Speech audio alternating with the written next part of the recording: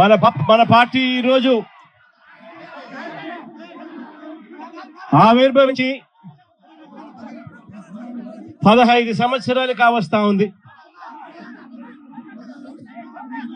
2011 మార్చి 12వ తారీఖున పుట్టిన ఈ పార్టీ ఈ రోజుకి 15 సంవత్సరాలు పూర్తయి ఈరోజు దేశంలోనే వైఎస్ఆర్ కాంగ్రెస్ పార్టీ అన్నది ఒక మార్క్.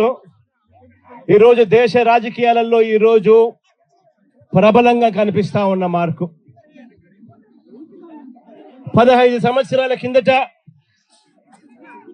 ఈ పార్టీ ఎలాంటి పరిస్థితిలో పుట్టింది అన్నది మనం అందరం కూడా ఒక్కసారి జ్ఞాపకం తెచ్చుకుంటే, ఈ పార్టీ ఆ రోజు నల్ల కాలువలో ఇచ్చిన ఒక మాట ఈరోజు వైఎస్ఆర్ కాంగ్రెస్ పార్టీ స్థాపనకు ఎదుగుదలకు కారణమైంది. ఆ ఒక్క మాట.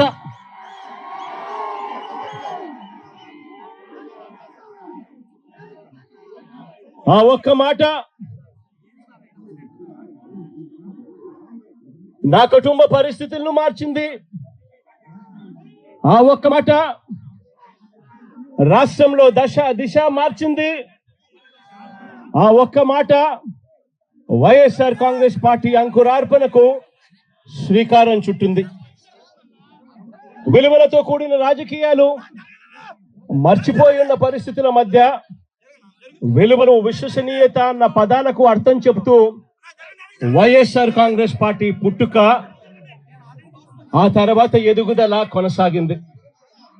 ఈరోజు కూడా నేను ఒకటే చెప్తా ఉన్నాను, ఈరోజు వైఎస్ఆర్ కాంగ్రెస్ పార్టీ అన్నది ఒక్క జగన్ది కాదు. ఈరోజు వైఎస్ఆర్ కాంగ్రెస్ పార్టీ అన్నది కొన్ని కోట్ల మంది వైఎస్ఆర్సీపీ కార్యకర్తలది, అభిమానులది. వైఎస్ఆర్ని గుండెల్లో పెట్టుకుని చూసుకుంటున్నా నా కుటుంబ సభ్యులది అని చెప్పి గర్వంగా చెప్తాను నేను. ఆ రోజు జగన్ అనేవాడు ఒకే ఒక్కడు, కానీ జగన్ ఏ రోజు భయపడలేదు. ఆ రోజు కాంగ్రెస్ పార్టీ ఇక్కడ రాష్ట్రంలో అధికారంలో ఉంది, కాంగ్రెస్ పార్టీ అక్కడ దేశంలో అధికారంలో ఉంది. కుట్రలు కుతంత్రాల మధ్య తెలుగుదేశం పార్టీ, కాంగ్రెస్ పార్టీ ఇద్దరు కలిసి కుట్రలు కుతంత్రాలు పడిన పరిస్థితుల మధ్య మనం చూసాం. అయినా కూడా జగన్ ఏ రోజు భయపడలేదు. కారణం, జగన్కు నమ్మకం ఉన్నది. పైనున్న దేవుడు, కింద ఉన్న మీ మీద మాత్రమే నమ్మకం ఉంది అని చెప్పి గర్వంగా కూడా చెప్తాను నేను నమ్ముకున్న నా ప్రజలు, నేను నమ్ముకున్న దేవుడు ఇద్దరు తోడుగా ఉండి నడిపించారు.